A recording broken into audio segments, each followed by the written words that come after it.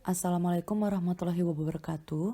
Pada hari ini saya mewakili kelompok 1 akan mempresentasikan hasil diskusi mengenai kasus 1. Adapun nama anggota kelompok kami sebagai berikut. Adapun outline yang akan dibahas yaitu kasus 1, patofisiologi, koreksi terapi cairan, dan rekomendasi terapi cairan.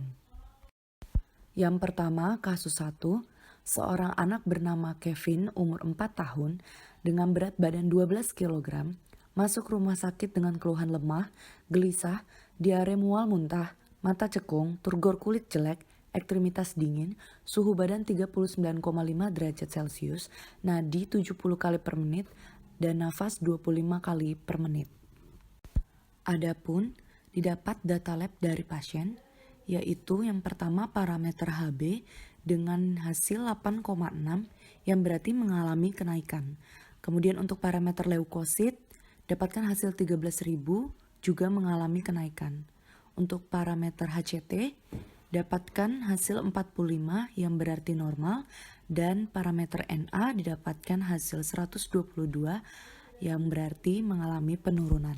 Sehingga pasien didiagnosis diare akut dehidrasi berat.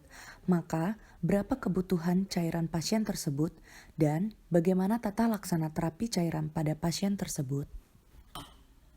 Selanjutnya, patofisiologi. Dehidrasi adalah suatu keadaan penurunan total air di dalam tubuh karena hilangnya cairan secara patologis, asupan air tidak adekuat, atau kombinasi keduanya. Dehidrasi terjadi karena pengeluaran air lebih banyak daripada jumlah yang masuk, dan kehilangan cairan ini juga disertai dengan hilangnya elektrolit. Berdasarkan Dipiro tahun 2015, adapun 4 mekanisme patofisiologis umum yang dapat mengganggu keseimbangan air dan elektrolit, yaitu perubahan transport ion aktif, yaitu dengan penurunan penyerapan natrium atau peningkatan sekresi klorida. Perubahan motilitas usus, peningkatan osmolaritas luminal, dan peningkatan tekanan hidrostatik. Mekanisme dasar penyebab timbulnya diare adalah gangguan osmotik atau makanan yang tidak dapat diserap akan menyebabkan tekanan osmotik dalam rongga usus meningkat, sehingga terjadi pergeseran air dan elektrolit ke dalam rongga usus, isi rongga usus berlebihan sehingga timbul diare. Adanya perubahan motilitas usus yang mana hal ini menyebabkan hiperperistaltik. Selain itu, menimbulkan gangguan sekresi akibat toksin di dinding usus sehingga sekresi air dan elektrolit meningkat kemudian menjadi diare. Persentase kehilangan air dari berat badan dapat dilihat pada tabel 1. Derajat dehidrasi berat, maka pada bayi dan anak, persentase kehilangan air sebanyak 15% dari berat badan. Sedangkan derajat dehidrasi berdasarkan skor WHO dapat dilihat pada tabel 2. Skor terdiri dari skor A, B, dan C. Untuk menentukan skor A, B, dan C, ada beberapa parameter yang akan dinilai, yaitu keadaan umum, mata, mulut, dan turgor. Pasien dapat dikategorikan dehidrasi berat apabila didapatkan hasil skor lebih dari atau sama dengan 2 tanda di dalam kolom C.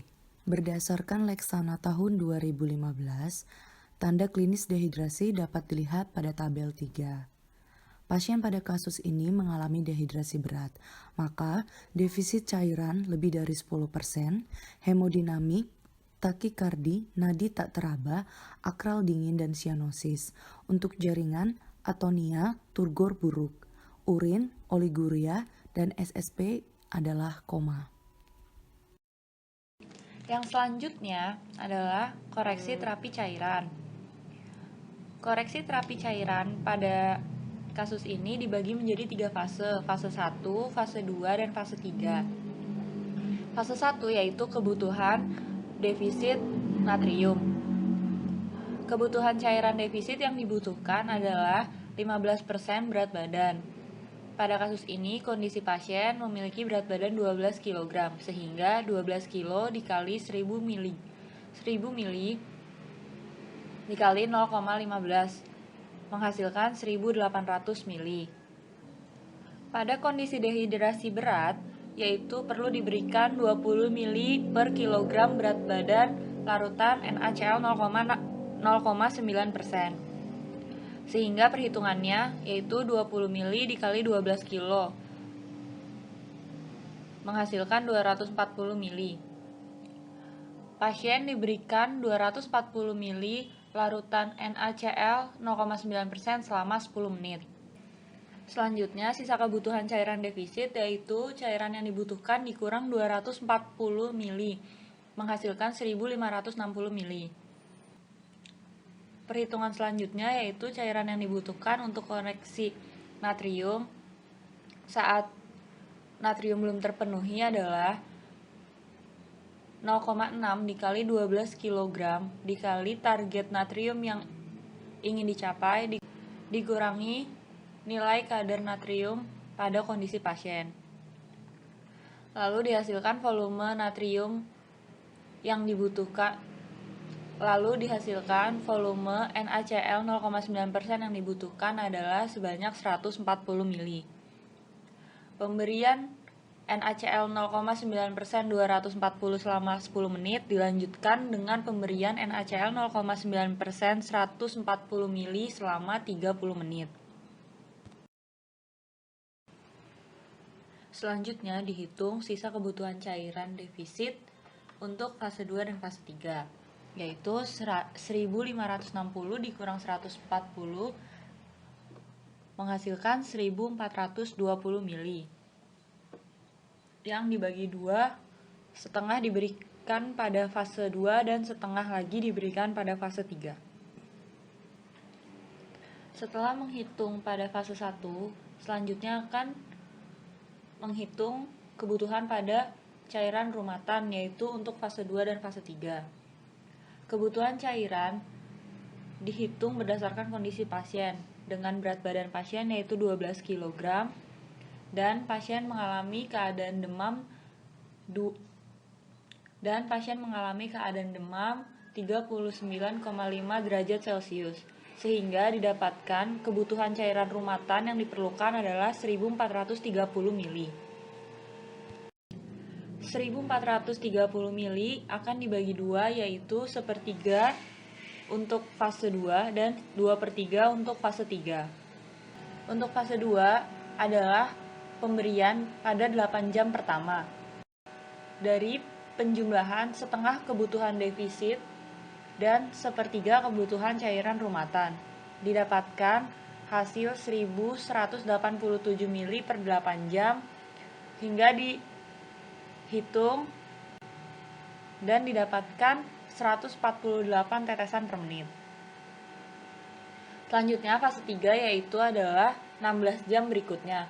Penjumlahan dari setengah kebutuhan defisit dan 2/3 kebutuhan cairan rumatan. Dihasilkan 1663 mili per 16 jam yang diberikan secara mikrodrip dengan tetesan 104 ppm. Selanjutnya, rekomendasi terapi cairan. Penanganan pada dehidrasi berat terdapat 2 tahap, yaitu tahap pertama berfokus untuk mengatasi kedaruratan dehidrasi, yaitu shock hipovolemia yang membutuhkan penanganan cepat. Pada tahap ini dapat diberikan cairan kristaloid isotonik seperti RL atau NaCl 0,9% sebesar 20 ml per kilogram berat badan. Perbaikan cairan intravaskuler dapat dilihat dari perbaikan takikardi, denyut nadi, produksi urin, dan status mental pasien.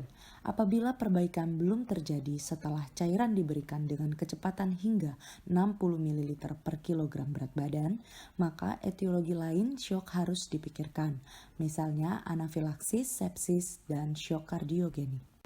Untuk tahap kedua, berfokus pada mengatasi defisit, pemberian cairan pemeliharaan, dan penggantian kehilangan yang masih berlangsung. Kebutuhan cairan pemeliharaan diukur dari jumlah kehilangan cairan, seperti urin dan tinja, ditambah insessible water loss. Jumlah IWL adalah antara 400 sampai 500 ml per meter kuadrat luas permukaan tubuh dan dapat meningkat pada kondisi demam dan takipnea. Pada kasus ini, pasien anak Kevin mengalami dehidrasi berat, shock hipovolemik dengan nilai natrium serum yang abnormal yaitu 122 mmol per liter atau dapat dikatakan hiponatremia. Berdasarkan Anigigel tahun 2018, jika serum Na lebih rendah dari 135 mmol per liter, tetapi lebih tinggi dari 120 mmol per liter, dan anak tidak kejang, maka penata laksanaan pada dasarnya seperti dehidrasi isonatremik, sehingga dapat diberikan terapi dengan normal salin atau NaCl 0,9%. Maka rekomendasi terapi untuk pasien yang pertama, terapi cairan awal atau cairan resusitasi untuk terapi shock hipovolemik, pasien diberikan NaCl 0,9% sebanyak 240 ml selama 10 menit. Koreksi Na diberikan 140 ml NaCl 0,9% selama 30 menit. Terapi selanjutnya ganti defisit yang 8 jam pertama diberikan 1187 ml NaCl 0,9% dengan kecepatan infus 148 tetes per menit. Dan untuk 16 jam berikutnya diberikan 1663 ml NaCl 0,9% dengan kecepatan infus 104 tetes per menit. Dan dilakukan pemantauan rutin terhadap pasien. Berikut adalah referensi yang kami gunakan. Sekian dari presentasi kelompok 1, kurang lebihnya mohon maaf. Wassalamualaikum warahmatullahi wabarakatuh.